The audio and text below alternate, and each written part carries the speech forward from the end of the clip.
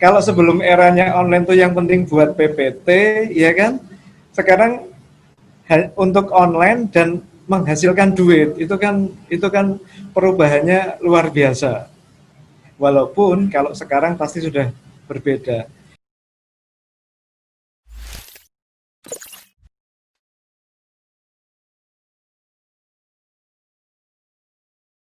Tadi ada beberapa catatan dari saya bahwa sebenarnya perkembangan SMK di kita itu sudah cukup bagus, namun ada beberapa kendala dalam proses kegiatan pembelajaran. Di antaranya adalah kendala sumber daya manusia. Mungkin ada beberapa, salah satunya tadi sampaikan ada ASN yang usianya sudah di atas 51 gitu ya. Mungkin produktivitas untuk peningkatan kompetensinya merasa untuk mengupgrade itu masih dirasa kurang. Nah, nanti di sini akan ditemukan jawabannya tentunya pada sesi selanjutnya.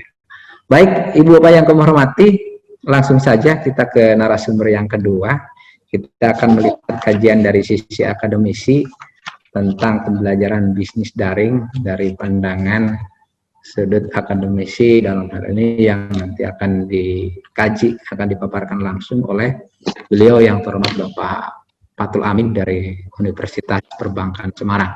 Untuk itu kami berikan kesempatan kepada beliau untuk memaparkan, waktunya 10 menit Pak. Nanti untuk sesi tanya jawab akan kita buka pada sesi yang terakhir. Monggo, waktu saya. Oke, assalamualaikum warahmatullahi wabarakatuh. Waalaikumsalam warahmatullahi wabarakatuh. Salam sejahtera, selamat siang seluruh hadirin yang bisa gabung, bisa berkumpul di forum virtual ini. Saya berdoa semoga Bapak Ibu guru dimanapun berada, atau Bapak Ibu entrepreneur yang bergerak di bidang virtual online, semoga dalam keadaan sehat. Sebelumnya terima kasih kepada Bapak Umar Said, kepada Pak MGMP Pemasaran Jawa Tengah, kemudian kepada Kampus Digital, dan semua yang hadir. Siang ini saya akan mencoba sedikit mengupas tentang bisnis daring.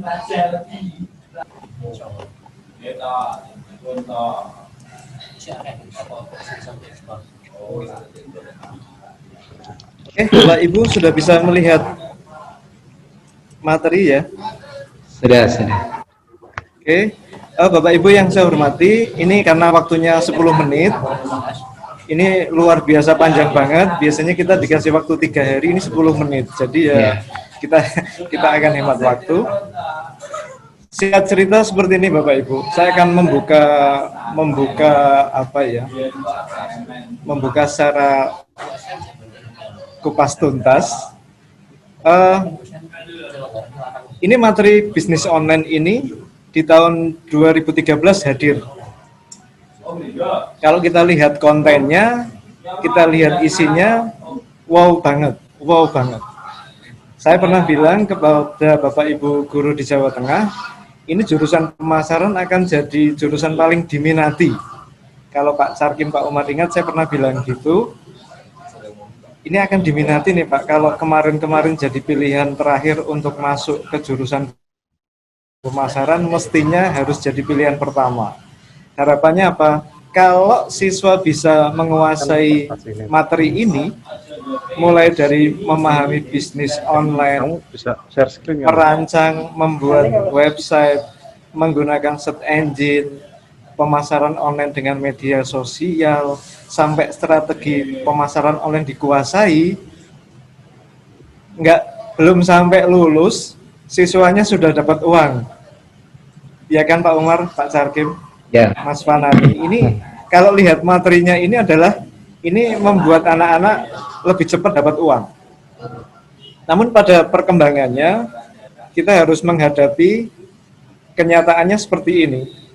Jadi Bapak Ibu guru yang pertama tadi sudah sedikit dikupas sama Pak Umar, punya latar pendidikan yang kebetulan dari pemasaran itu rata-rata sarjana ekonomi, dan mungkin sarjana ekonomi yang terbiasa jual belinya direct selling. Saat itu kita ngomongnya saat itu 2013 mulai Konvensional. belum mengenal online, tapi pada perkembangannya sekarang sudah meningkat. Kemudian yang kedua, tadi sudah disinggung sama Pak Umar, usia Bapak Ibu guru yang ngajar pemasaran. Itu juga berapa ya Pak? 50. Banyak yang sudah di atas 51. Iya, di atas 51. Di atas 45 saja sudah luar biasa.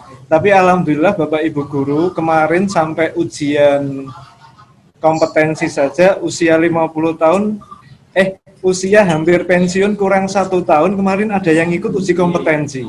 Yes, itu mantap. luar biasa. Berikutnya, kebiasaan atau familiarnya Bapak Ibu guru menggunakan PC, laptop, smartphone untuk online. Kalau sebelum eranya online tuh yang penting buat PPT, ya kan? Sekarang untuk online dan menghasilkan duit, itu kan perubahannya luar biasa. Walaupun kalau sekarang pasti sudah berbeda. Yang terakhir, problem bersama ini adalah kemauan belajar. Kalau saya lihat di Bapak Ibu guru BDP nasional yang saya temui dari Bandung, Jawa Timur, Jogja, Sulawesi Selatan, itu mereka semangat. Walaupun ada keterbatasan sumber daya manusia, jadi ada yang 50 tahun, ada yang waktunya pensiun, tidak pensiun, malah masih dikaryakan. Mereka punya strategi untuk membawa guru-guru honorer, guru-guru muda untuk yang jadi pengampu materi ini. Sehingga itu adalah salah satu solusi yang sudah diberikan oleh Bapak Ibu guru.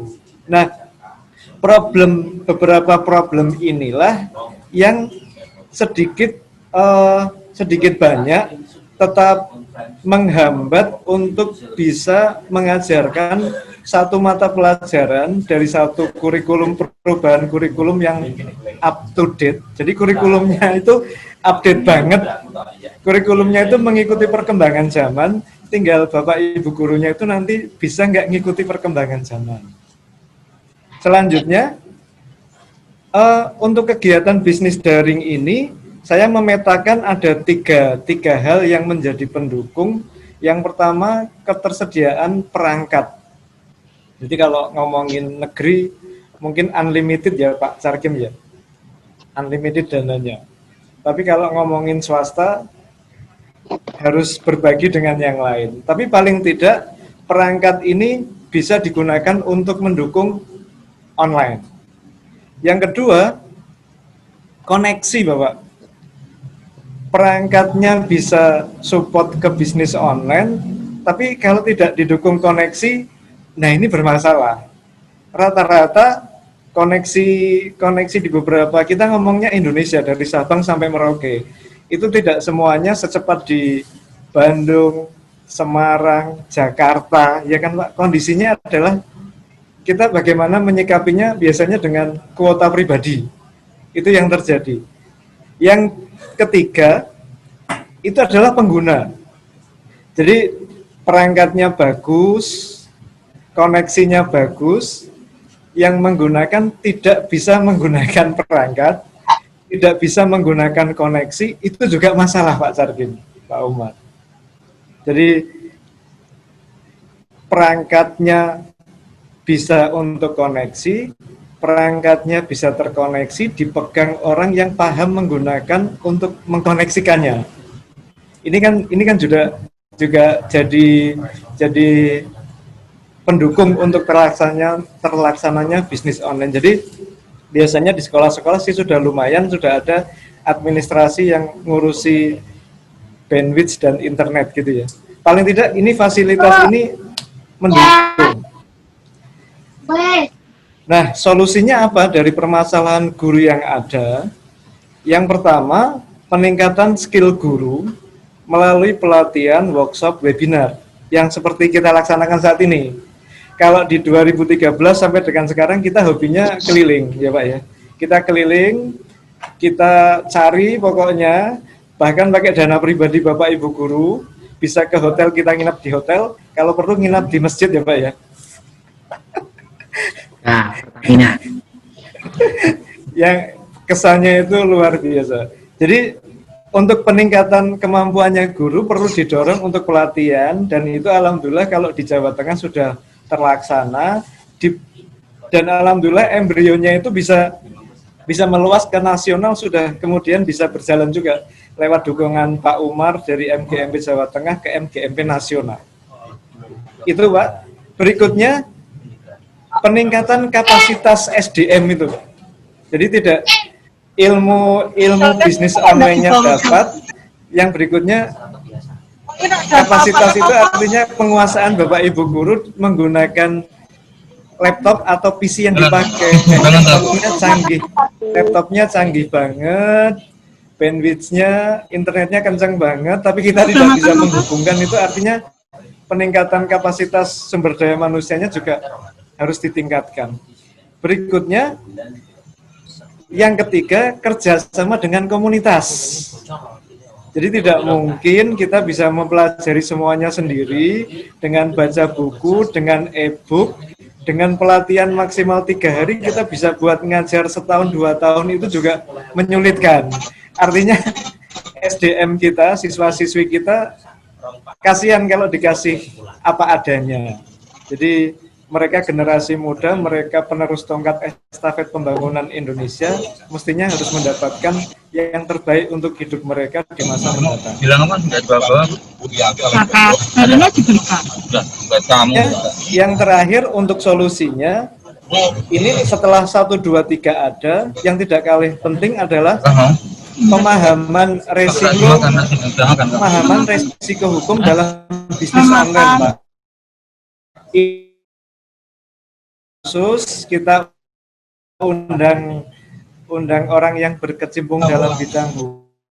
Ada yang tidak boleh dijiplak langsung, ada yang harus butuh persetujuan dan perizinan, sehingga ini nanti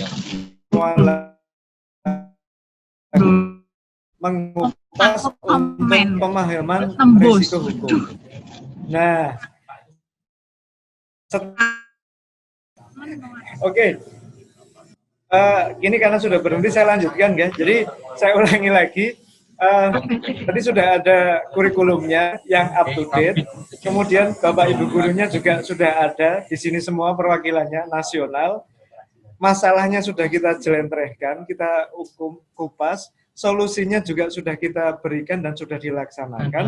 Yang terakhir, kalau itu sudah bisa diselesaikan semua Bapak Ibu, ini kebutuhan pengguna, kebutuhan user, seperti kebutuhannya UMKM, perusahaan, stakeholder di luar sana, ini beberapa pekerjaan yang bisa dihandle. Ini rapat tak mewakili Mbah Naryo. Nah, ngomongin apa? Rapat wakili Mbah Naryo kadang-kadang ya pokok. Kami nih ada Mbah Naryo sekarang. Oke. Pak Amin, nanti minta tolong hostnya dikembalikan ke saya, Pak Amin. Oke, siap.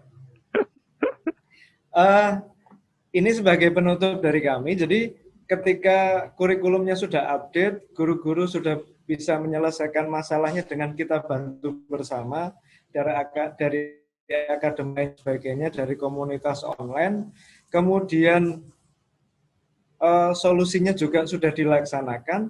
Ini siswa-siswi Bapak Ibu semua sudah menanti pekerjaan-pekerjaan yang bisa dihandle mereka ketika mereka lulus, bahkan sebelum mereka lulus, mulai dari sosial media marketing, content writer, sampai dengan digital marketing associate.